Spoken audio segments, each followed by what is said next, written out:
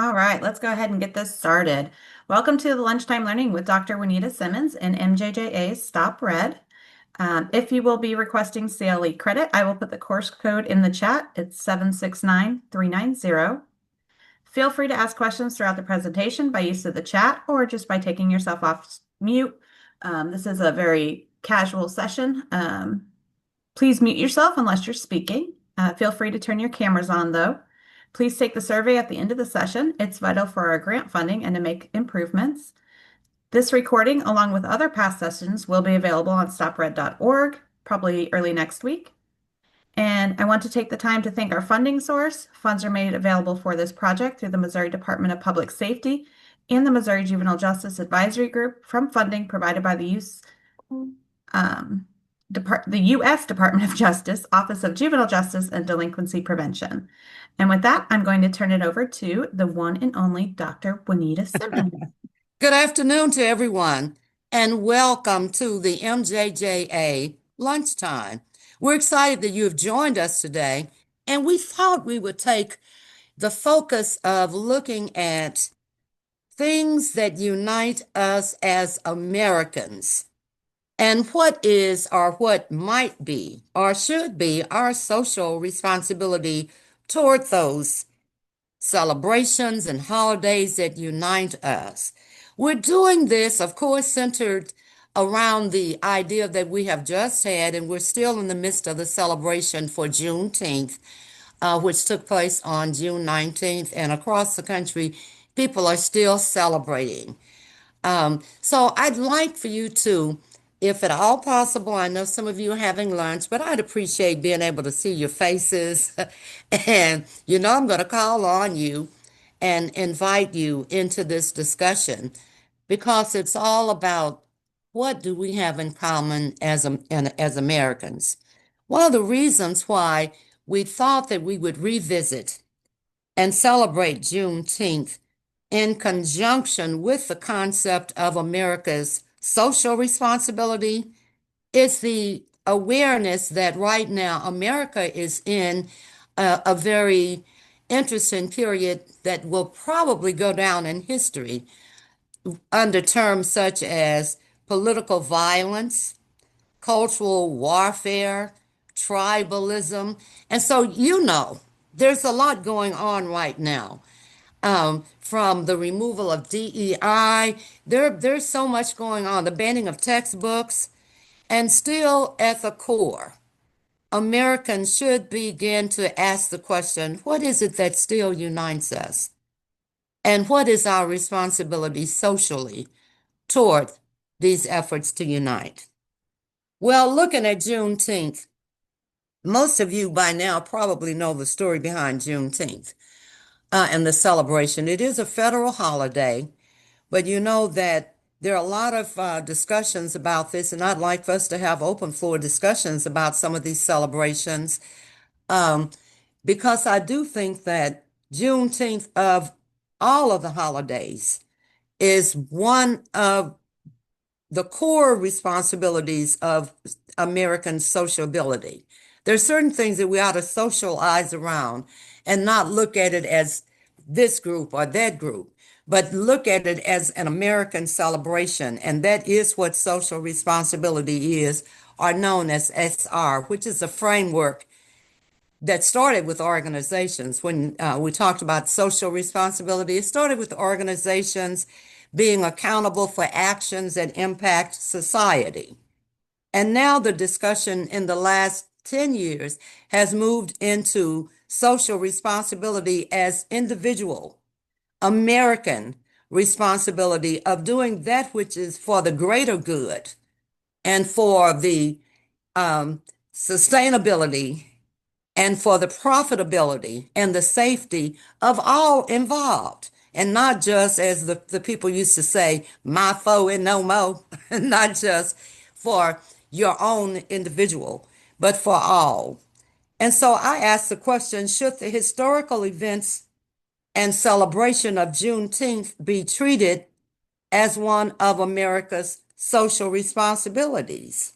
And I want you to think about it as we talk today and feel very free. I may not be able to view all of you all for looking at the slide, but Liz is there monitoring. And if you raise your hand on the comments as you think about these questions that we're asking, I would greatly appreciate hearing from you and your responses about it. Because not only am I asking, should this celebration be treated as America's social responsibility, that we're all a part of the accountability and the celebration and the respect and the maintenance of this celebration, but I'm also asking, does it encompass a moral framework that encourages greater good for society? And so that's what, as we talk about this, I'm asking you to join in the discussion.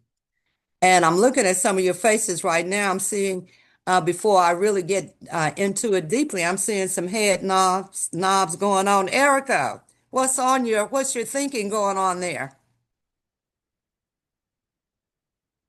So I smiled because I probably need to do a better job working on my poker face. But really just a lot agreeing with a lot of what you are talking about. I do agree that Juneteenth should be recognized across the board. Now, that said, how folks choose to recognize and celebrate that should be completely up to them. But I think we make it a point to recognize and identify certain moments in time in history.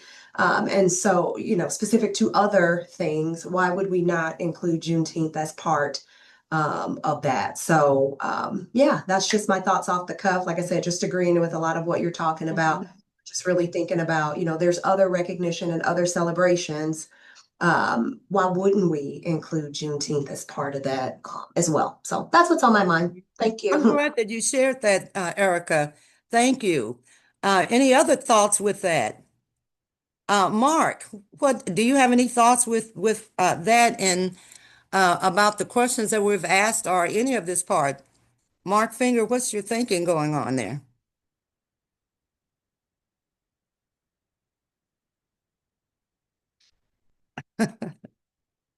Would you like to share, Mark?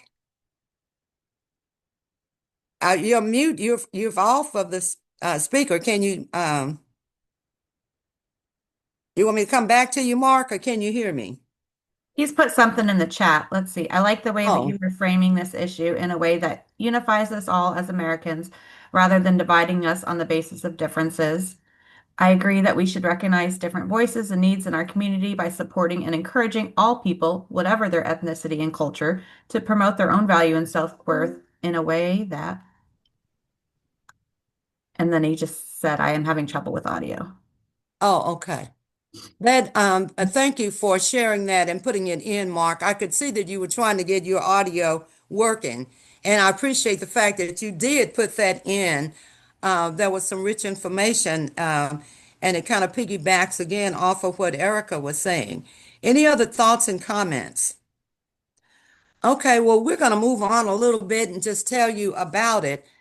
Some people argue that it probably is one of the most significant celebrations in American history after the independence itself, because it is the eradication of American slavery.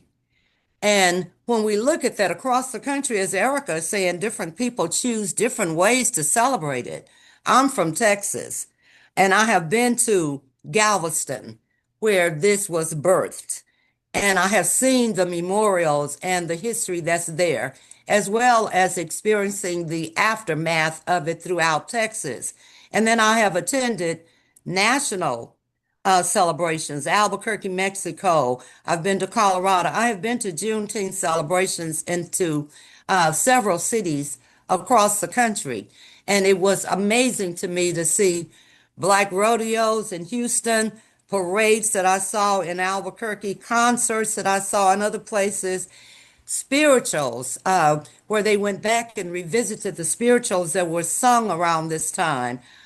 Beautiful music there with the Jubilee Singers, the call and response worship that has taken place in many of the churches that are celebrating it. Talent shows. There's one that takes place this weekend in Dallas at the Junior Black Academy of Arts and Letters.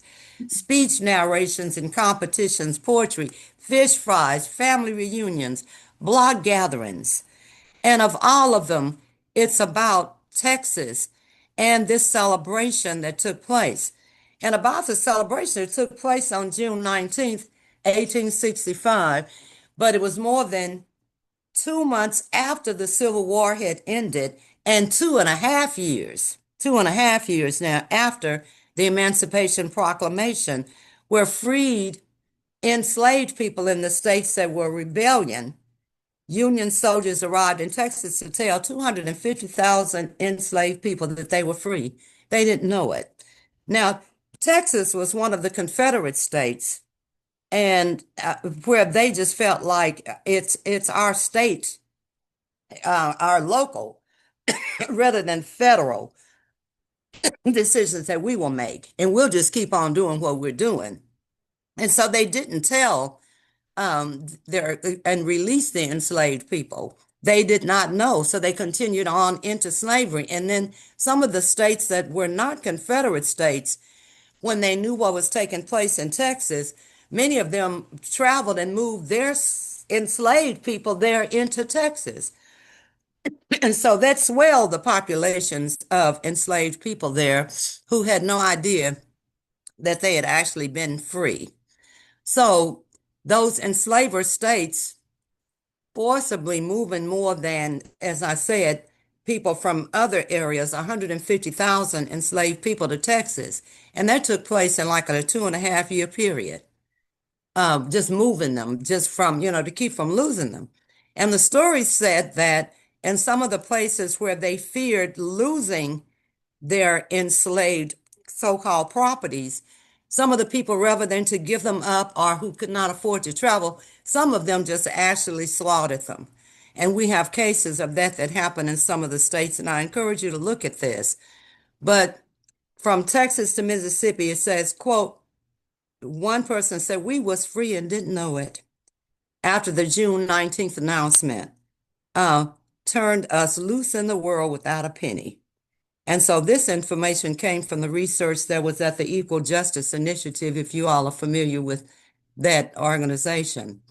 So it was not uncommon for enslavers to abandon the formerly enslaved people with no resources, that, oh, they want you free, then boom, go. In some Texas counties, enslavers hid the announcement for nearly a year until the army reached the entire state. Some slavers killed the blacks, as I said, rather than to allow them to be free. Black people were often punished for leaving, even after they were told. And the federal government set up later on, after the Juneteenth order, they set up black codes. So, you know about the black codes is where the laws that made it a crime for a black person to leave a plantation or change employees without permission. So there were some other makings that took place. And then this also is the thing that rebirthed the reorganization of the Ku Klux Klan. On June 19th, 1866, formerly enslaved people in Galveston first celebrated the Juneteenth holiday. But it wasn't until 2021, after 155 years of this terror, segregation, and injustice, that Juneteenth was recognized as a federal holiday. Now, a lot of times people are confused about how can this, because there's the good, the bad, and the ugly side of this. How can this be a celebration? What's a celebration? Because it's the freedom of a people. And when one man is free, all men are celebrating the freedom of that one man and the freedom of potential for themselves and futures generations to come. And looking at America and saying that this was the release of more than 250,000 people, that is to be celebrated.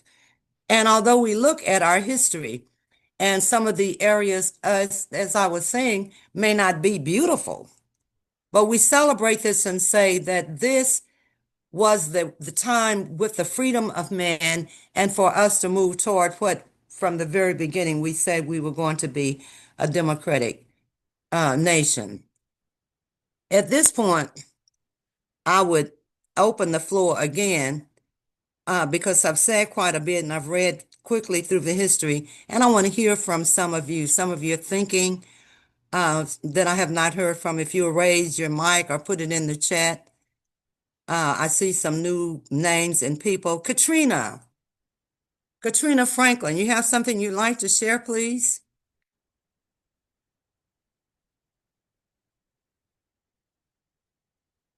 And I'm asking as much as possible if you all will please put your, let me see your faces. No, Katrina, we can't hear you. It looks like you're muted. Yes, she is.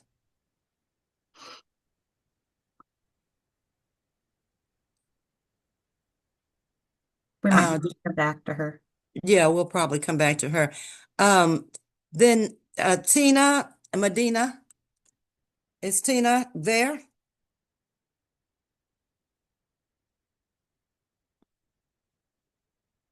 Okay, do we have some chats in the box then at this point before we move on? No, just Tina says she does not have a camera. My apology. Oh, okay. All righty. So when you study this, you'll see that even some of the people who were enslaved during this time, who moved into a period of like the early 1900s, they were beginning to tell their story. And this came from the Getty Images, the picture of the two sisters here, and they had been formerly enslaved, um, but they were united again in Washington, D.C. in 1920, more than 60 years after they were separated by an enslaver who sold one sister in New Orleans. And so you can see that as a part of this, and I think that it is a part of our social responsibility to recognize this, that it did separate some families, but people did unite and come back together. And we celebrate the fact that people survived it. We celebrate the fact that it ended. We celebrate the fact that even though we've got still some areas that we need to work on, that as Americans, we do have the potential, we have the vision, we have the possibility to make this a reality for all people. And this, to me, is what we celebrate.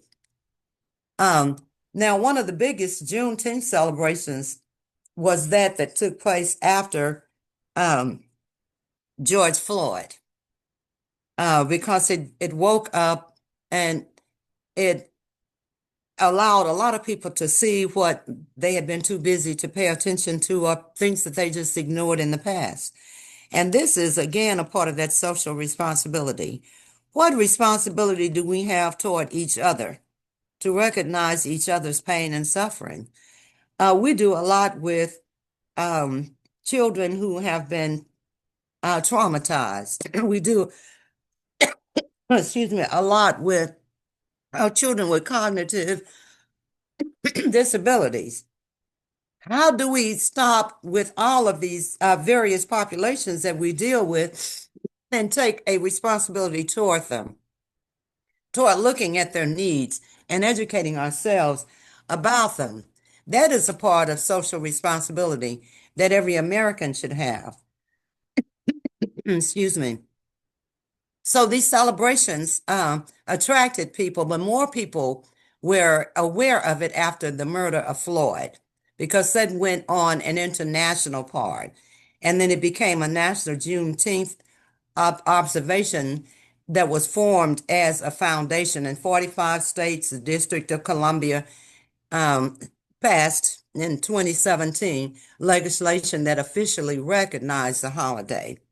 But protests across the country arose after the murder of George Floyd, and that actually increased even more of that by going backwards. Just to give you in brief what is Juneteenth, and I'll try to be quick about this because I do want to hear from you more.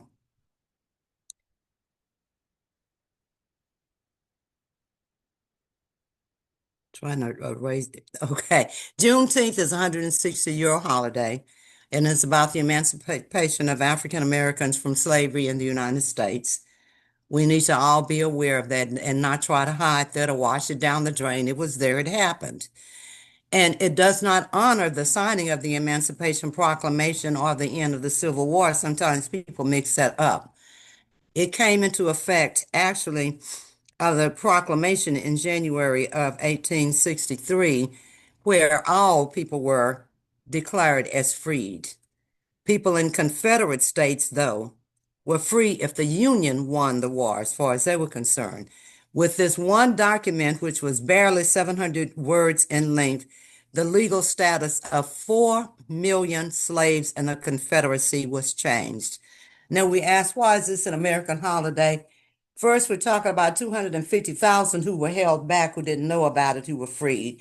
But then from the very beginning, more than 4 million slaves in the Confederacy were changed. Conditions in the South did not change, and many slave owners obviously withheld this information.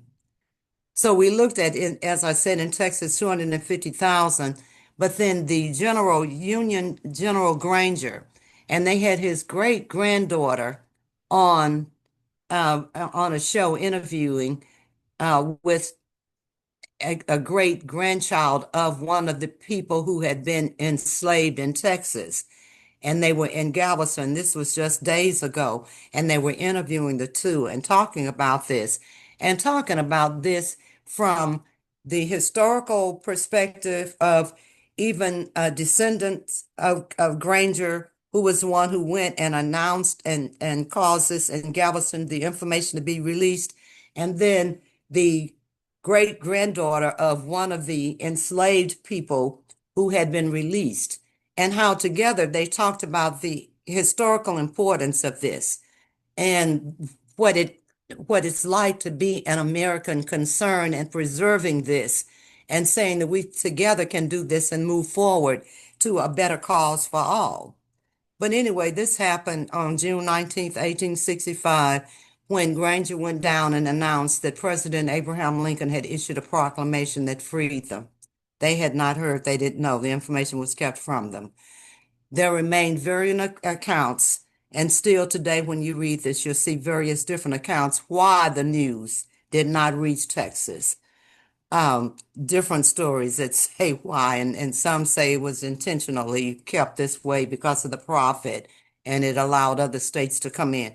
Whatever, we know that it did take place, and the people were released and announced this.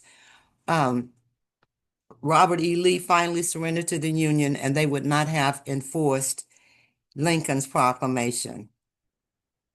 Granger, who was a New Yorker, was a West Point graduate with a distinguished wartime service record. He arrived in Galveston on the bay, and if you've been to Galveston, you know it's beautiful water there, the beach and all. More than 2,000 Union troops with him. It was June 19th. He publicly read the general order, which was the one that's less than 700 words, which said, in brief, the people of Texas are informed that in accordance with the proclamation from the Executive of the United States, all slaves are free. And here's a copy of that general order, which is General Order number 3. So it became a state holiday in 1980.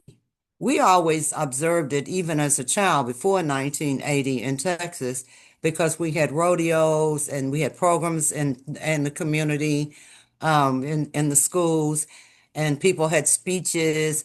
We knew about it and we celebrated it in Texas. And a lot of the celebration took place around rodeos. But after passing in both the House and the Senate with strong bipartisan support, President Biden was the one who signed the bill in 2021 to make Juneteenth a federally recognized holiday. Now, I want to just talk a little bit, unless there are comments, anybody would like to share something at this point.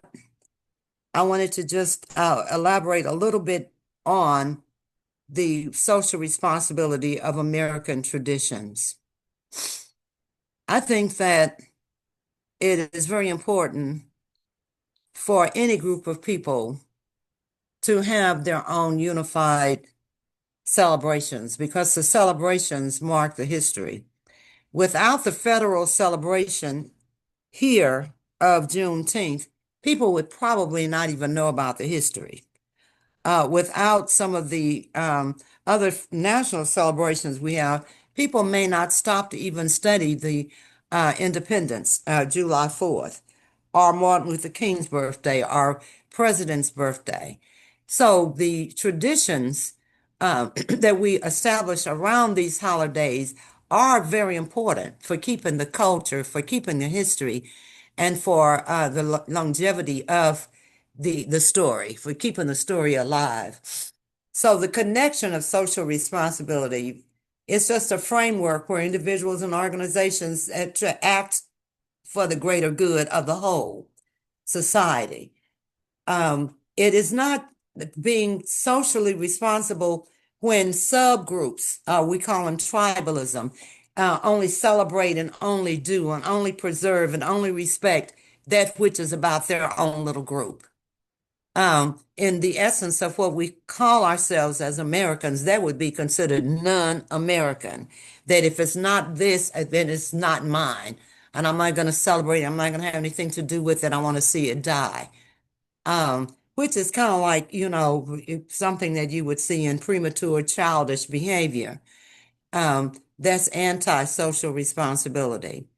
But according to the Human Rights Career Center, social responsibility is, quote, a balance between economic development and the welfare of society, ensuring that practices benefit both the community and the ecosystem.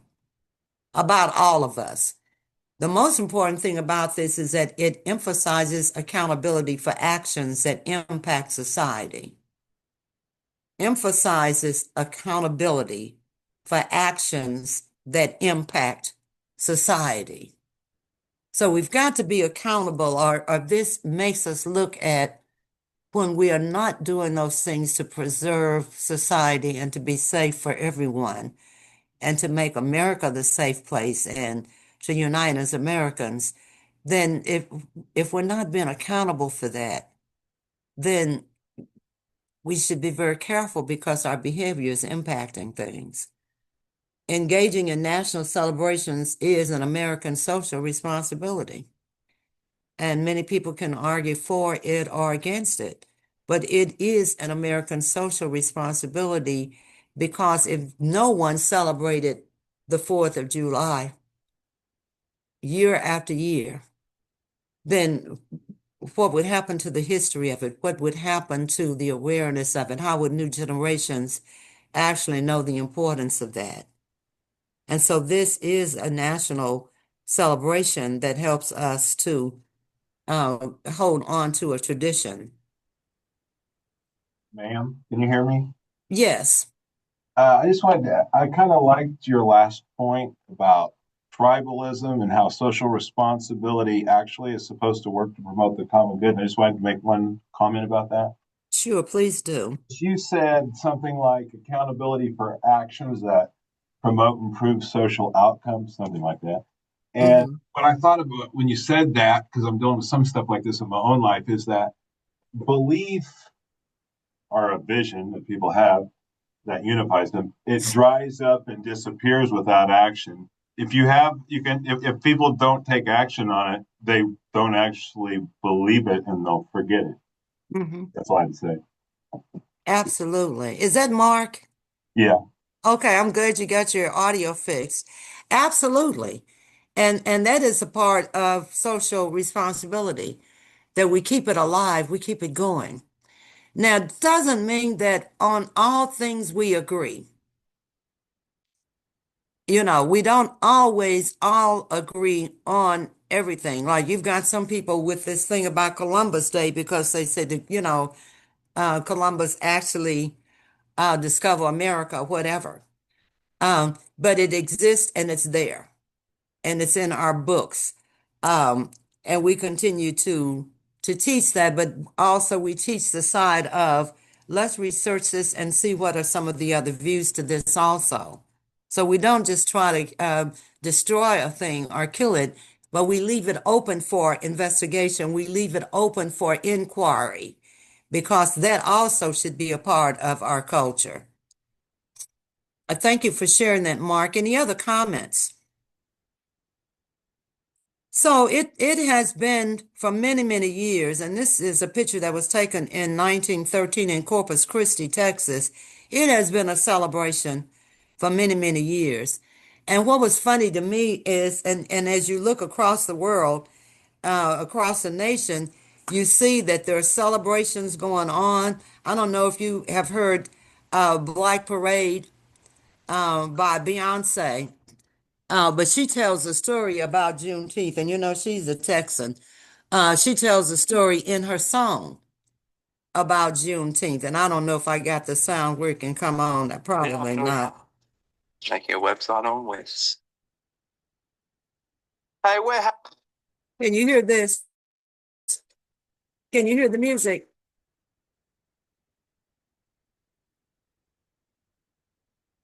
I No. couldn't tell if you've heard them. You couldn't hear it. When you Well, I get could a when you hit chance. play, it was talking. I just didn't hear any music. Oh, okay. The music did finally come on, but it's kind of a grand style, and I invite you all on your own time. Just pull up Black Parade because it's Beyonce's version of Juneteenth and being a Texan, and she talks about the parades and some other things. So anyway, it's a national holiday. On the web, I saw several different photos of holidays and activities, and many of which are still taking place across the country and the social events. And when I saw that and listened to Beyonce's song again, I thought of the term, kind of like what Mark is saying. I thought of the term, it's a cathartic experience. Because even in the midst of all of the social conflict that's going on in America, even in the midst of political violence, that if you're not with this group, if you're not with that group, you know, we don't even value your life. In the midst of all of that, there's a need for a social peace that unites us together, something that brings about a cathartic, pure experience in each of us, you know, kind of like a cleansing, a set back and let's think minute. Where are we and why are we where we are? Um, and so it's that time that we can do that, and hopefully we'll use the holiday and this information that we're looking at on the upcoming July 4th as a time to reflect on what are we doing? And how can we do a cleansing and get back to what we want to be and ought to be as Americans?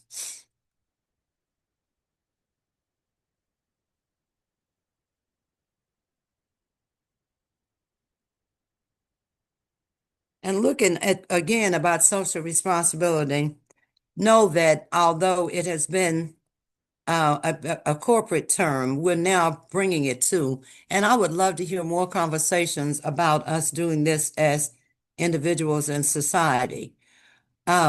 We saw that in DC and places across the country, people have come together uniting, saying that they have views that they think ought to be heard. And they see that as a part of a social responsibility. Americans have always felt that when something was anti-American or if they were not in agreement with certain things, that they had the social responsibility to unite and to express this. And so that is a part of the American tradition itself, taking advantage of the social responsibility, using the voice to do so.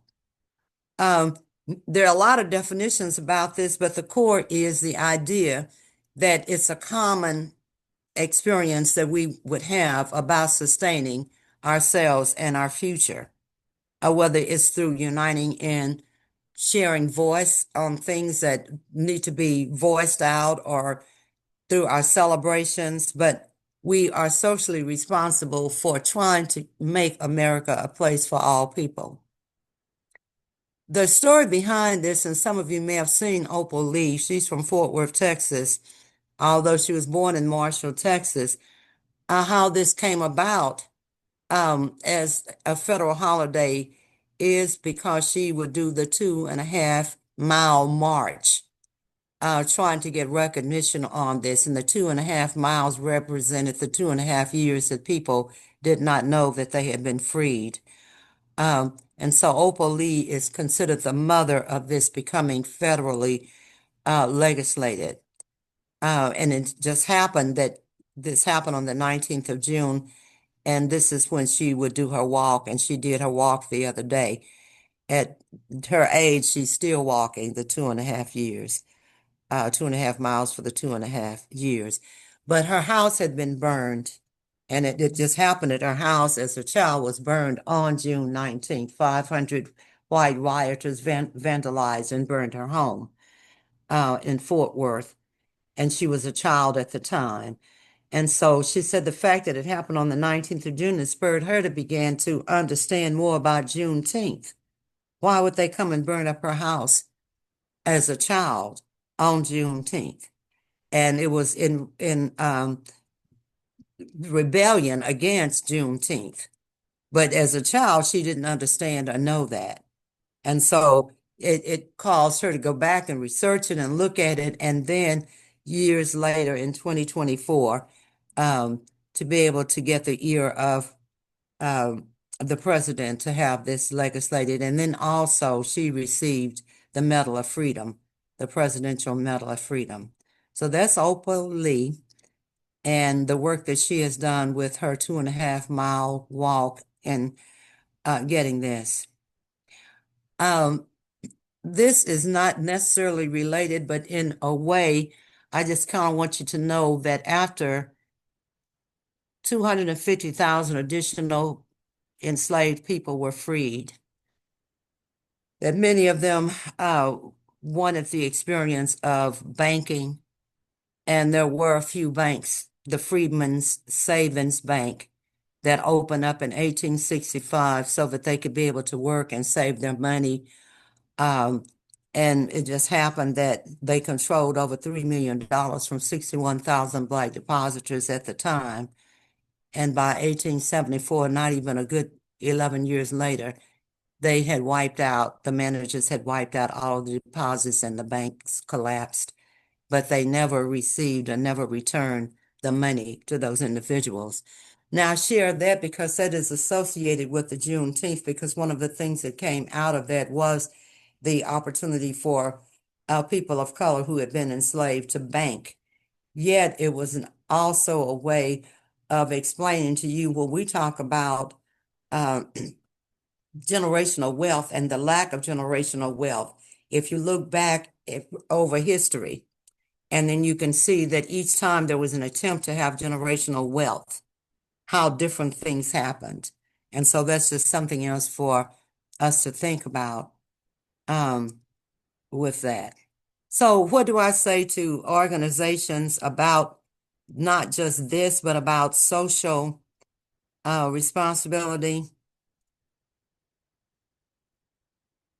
I'm trying to get this where I can see. There, try to find a way in your work and what you do in your community to unite and to integrate intersectionality. Know that there are differences. Recognize and address the interconnected things, those things that we connect. Normally, when we talk about intersectionality, we're talking about from the human perspective of people who might be of color, and then the intersection of LGBTQ or the intersection of military or whatever. But let's also look at integrating the intersectionality of our different views and understanding that there's still one body, and that's the American body. So there are various forms that within this body that we can analyze and pull out and discriminate and say privilege here, privilege there, but it still should be that one body that we try to seek our own social responsibility of keeping united. Also look at the embedded human rights in the organizational cultures, create permanence in your organizational structure when it comes to policies and decision-making and processes. Do you include? Do you celebrate? Do you recognize? Do you appreciate? Do you try to understand? Do you seek more knowledge about those differences? Implement a comprehensive training and education plan within your organization so that you have the necessary tools. Although it's so amazing that in America, it is literally against the law It is literally a threat to the survival of an organization to talk about promoting diversity, equity, and inclusion. And just to think about that, I want you to think about that in relationship to social responsibility. Social responsibility. So, how do we, in the midst of all of this removal, how do we implement a comprehensive training plan and some education within the organizations so that we'll know how to better relate to each other and our clients, how to sustain democracy in America, and then find a way to install measurements. How do you effectively gauge this and say, what are we doing? And how do we reward those who are about the business of trying to make these things happen? Amplify marginalized voices. A lot of times we run from anything that's different from us, and especially this day and time, we're afraid of everything. But we should be amplifying it and trying to hear more of these stories before they die out so that we'll know more about our history. And then as I open up the floor for more discussions, I just want to share with you some of the books. If you want to know more history and information, then this will be a part of the slides that you can have. And so with that, I just want to stop and open up the floor for more discussions here.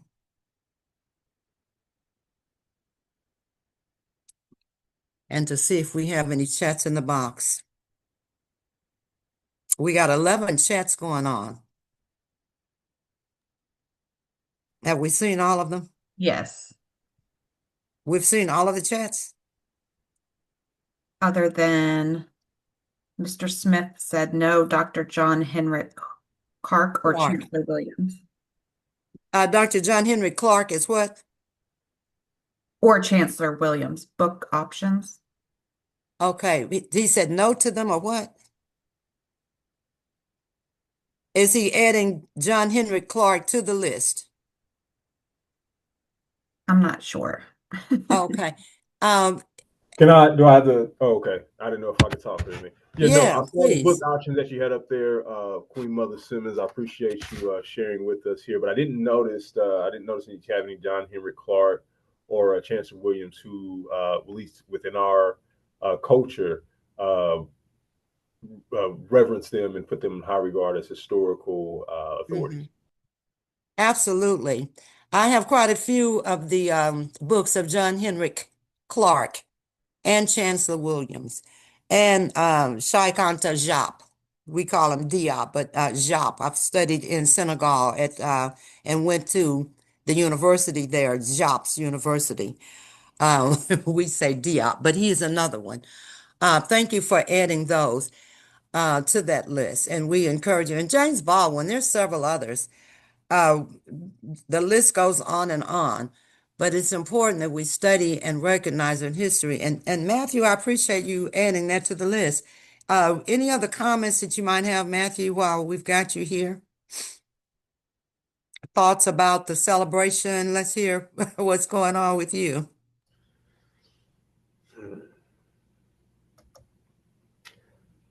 I'm definitely here to observe, hopefully learn. I do have comments. I do have some very poignant comments, but I don't know if this is a space to share those comments. So I think I'll just be here to listen. Oh, okay. Okay. So about the celebration, it is a worthy celebration, is it not? I do believe it's a worthy celebration. I believe it is a celebration that was within the Black community, celebration that we honored, we appreciated, we respected. And it was a part of our intimate cultural connection between each other and understand that story. Obviously, it's now being celebrated as a national holiday. Mm-hmm. And I have some opinions about national holidays in America and how it kind of takes away from some of the more foundational understandings of why we celebrate. But, Mm-hmm. but yeah, I definitely believe this is a celebration that's worthy of celebrating. Mm-hmm. Thank you for sharing that. I was looking at Katrina Franklin's comment where she says that I agree that promoting diversity is imperative if we are going to push forward for a better America. That includes having those uncomfortable conversations for understanding of cultural differences. I want to go back to um, Katrina on that because I think that these uncomfortable conversations, um, and we do have to have these uncomfortable conversations if we're going to move forward. Um, Katrina, are you there? I think she was having trouble with her speaker. Oh, she was the one who had trouble with that. So, what do you all think about the part of having uncomfortable conversations? This was, as you all can see, how I was carefully wording and walking around this because some of this can be some uncomfortable things right now. And to me, it is uncomfortable that talking about truthful things is an uncomfortable thing in today's time. To me, that's the discomfort of it, the fact that it has to be uncomfortable. So, have you all experienced that? And what are you all thinking? Katrina says, I am here in text. Okay. And thoughts, comments, anyone else? I'm just going to open it up because Katrina is only able to text. We have another comment from Alexander. Juneteenth is a powerful reminder that freedom in this country has never arrived all at once or for everyone equally. I believe it's everyone's history. When we celebrate it together, we're acknowledging that the fight for justice and equality is ongoing and deeply interconnected. Intersectionality affects us all. Our identities, struggle, and freedoms are tied together. Until everyone is free, no one is truly free. Celebrating Juneteenth is one way we honor that truth and commit to building a future where no one gets left behind. Does anyone have a good book recommendation as far as Juneteenth history? Um, do you want to respond to that, or do you want me to go on to Emily's? There are a lot of books out on Juneteenth history. In fact, there are quite a few. There's even a movie on it. Um, but if I were you, I would Google that because I think Opal's daughter, who's in Fort Worth, wrote a book on Juneteenth. There's so much, but just, I encourage you to kind of Google that. And meanwhile, I'll search to see what books might be out there because you see them scattered and mentioned in several different books, but just as you're asking, a whole book that talks about Juneteenth, there's a history of it. And it seems like between Granger's great granddaughter and the lady who is a descendant of the enslaved person who was freed, it seems like the two of them had a book out together. And that was an interview on last week. And go on because it says one new with Emily. Emily says, I think the discussion of Juneteenth as a social responsibility is so important. Former President Obama's quote that says, Juneteenth is a celebration of progress and affirmation that despite the most painful parts of history, change is possible and there is still so much work to do, reiterates that idea as well. And I wholeheartedly agree. Mhm. And then there's some book Absolutely. recommendations. Absolutely.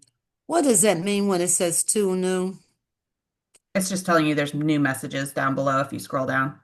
Okay. Katrina said Free at Last is one book, and Free at Last, a Juneteenth poem, is what Katrina's sharing. She can only write in. Do you see some other ones that I have missed, Liz? I don't. Alexander Tuck says that it's a powerful reminder. Did we look at that? That freedom in the country has never arrived. Yeah, that's the one we just did. Yeah, I read those. Okay. All righty. So this discussion has been one where the attempt was to not only celebrate Juneteenth, but also to connect the concept of social responsibility into the history of this and to bring it from not just the past, but the present. Well, how do we move forward as Americans in the midst of all of these differences that we're seeing? This part about having uncomfortable conversations is the biggest hurdle right now, I think, of today. Do you all agree that one of the things that's serving as a barrier to people uniting and trying to move forward, talking about these differences, is this thing about uncomfortable conversations? I would just like to know, is it just my thinking? Or are you all having some concerns about the discomfort of having certain conversations? I don't want to talk about slavery, man. Let's keep it a buck, right? We don't want to talk about slavery from a standpoint, or it's very difficult to talk about slavery from a standpoint of emotional connection, of intergenerational reactions, responses, and things that develop from that time. We celebrate the holiday, and we recognize it as being something that's a savage act, right? Slavery. I don't know if anybody else disagrees with that, but slavery, indeed, I think we're highlighting as a savage act, an act that was wrong, right? Mm. And we'll go and celebrate the holiday, but how do we repair, right? What do we repair? Those conversations tend to fall on deaf ears, or just not, have much legs at all. But we can celebrate. We can drink and have fun and party and get a day off. But how do we repair? How do we repair it? That's an excellent question there, Matthew. Um, I don't know that some things in the past can never be completely repaired, but it's the awareness of it that causes us to think, hopefully, of what we don't want to happen again. Hopefully, we'll look at it as because we are aware of it and we can't go back and correct it. And America will never do reparation the way they did for Japan, the way they did for the Native Americans to some degree. Even wiping out 20 or 24 different communities that the enslaved people ran to establish on their own to get away from this. And those communities were burned down and their money and the bank was taken. This we can probably accept the fact that reparation will never take place because America will never seemingly own up to this. And they would rather, it appears to me, they would rather keep it as a secret and have a violation of these discussions than to look at ways to repair it. So I think that our thing is to get around the idea of reparation. I don't think that that's ever going to happen.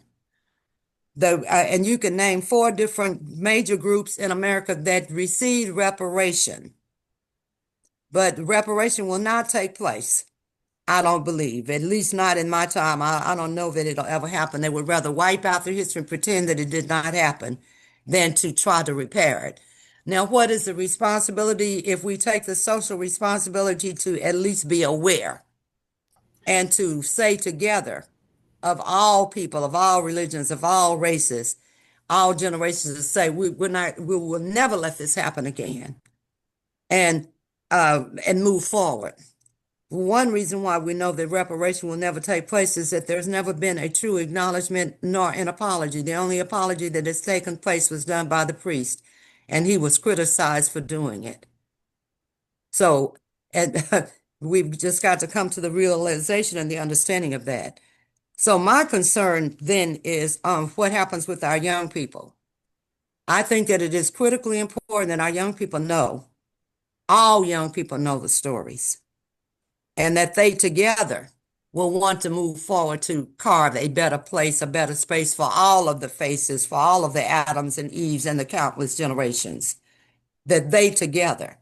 And we saw from the response of George Floyd, young people across the world were ready to try to move forward and do something. They don't want this mess. And so I think that it's very important that we have these uncomfortable conversations and talk about ways to move forward, because nothing is going to happen as far as going back to the past. They're trying to play like the Holocaust didn't take place. So we've got to look at that insanity and move forward of saving future generations.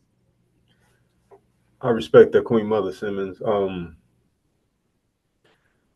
I'd be remiss to not mention how gut wrenching that response was. I'd be remiss to not mention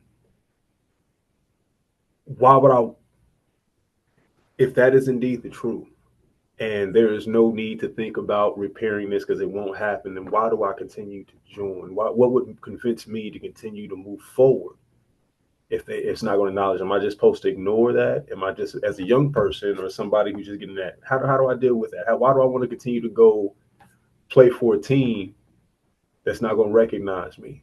It's not going to I'm, recognize the player. Go I'm ahead. not saying that it's not recognizing, excuse me. I'm saying that I doubt the reparation will take place. And if so, it'll probably not be. Just look at the social, look at the social climate right now and think about, reparation, repair, in the midst of this social climate, I don't see it. And it doesn't mean that we don't acknowledge the fact that these things happen. I'm not saying pretend it didn't happen or act like it didn't. I'm just saying that right now I don't see any way the reparation will ever take place. I don't see that the way the Japanese got it for the internment, the way the Native American got it for the theft of their land, the way I don't see it happening. And especially not in today's climate. In fact, in today's climate, you might be arrested for talking about it. But my thing is, I think it is important that we at least be aware of it because I have faith in the younger generation. They don't want this mess. The majority of the younger generation that I've seen, and there are a whole lot of people out here in multi generations who disagree, and they want a better future for everybody. They want America to sustain as a democracy. And so that's where I see the future in Can I trying to unite and give voice. can I say something, Juanita? Hmm. So I think this may be wrong, but I'm basing this on history and looking at different movements that happen in history. I think that we're in a time in our nation where every person of conscience has to speak the truth out loud in public. I think that's whatever you think the truth is, everybody better start speaking it Yeah. because that's the only way that we're going to be able to save the country from descending into some type of madness we don't want to see. Hmm. Hmm. I'm being dead honest about that. Hmm. I May I agree. add something to that? Sure, please do. I completely agree. And when speaking the truth, I feel like it kind of goes back to those difficult conversations. When we hear something like we know that it's absolutely false or they have their facts wrong, correcting those individuals and being able to like point them in the right direction of where they can find that truth or find um yeah, the history behind everything. And that goes with that piece of educating. Yes. Yeah, and I think though that we've got to be very, very careful in today's heightened violence Yeah. that that that I tell my kids all the time, if you cannot present with a core of love, don't do it. Hmm. People have got to hear not just the passion and what you believe in, but they've got to hear that you really care, that you want to make a difference. And if you can't show that, then it's best not to be out there at all, because that's what's missing. Well, what I meant by embodiment was Yeah. if you can't listen to people you agree with, disagree with, and are in the middle, Hmm. then you're not emotionally and psychologically self regulated to be able to participate in a healthy society. Hmm. Hmm. Hmm. Yeah. Yeah. Okay, this has been very enriching, and I'm glad that those who did share in both the chat and in speaking out, I greatly appreciate you. Um, our time is up now, as always. I invite you all, when you have other information that you'd like to share, please contact me through MJJA, and let's see how we can have more conversations or get you to present. We'd like to hear your view. Liz, I'm turning it over to you. I see we've got some announcements there, and thank you all for joining us. Liz? Thank you. Thanks for attending the session today. Please take the survey. I did put it in the chat and I can put it in there again. Please plan to join us next month. More information will be sent by email and available on stopred.org very soon. The PowerPoint and the recording will be available on stopred.org probably by early next week. I've also shared information on our Teaming Up to Break the School to Prison pipeline. It's a free virtual conference coming up on July 29th and 30th with world-renowned speaker John O'Leary, along with other fantastic speakers. So please register for that if you're able to attend, and that information is also on stopred.org. Thanks again for joining us on this important and timely conversation, and I hope to see you next month. Thank you.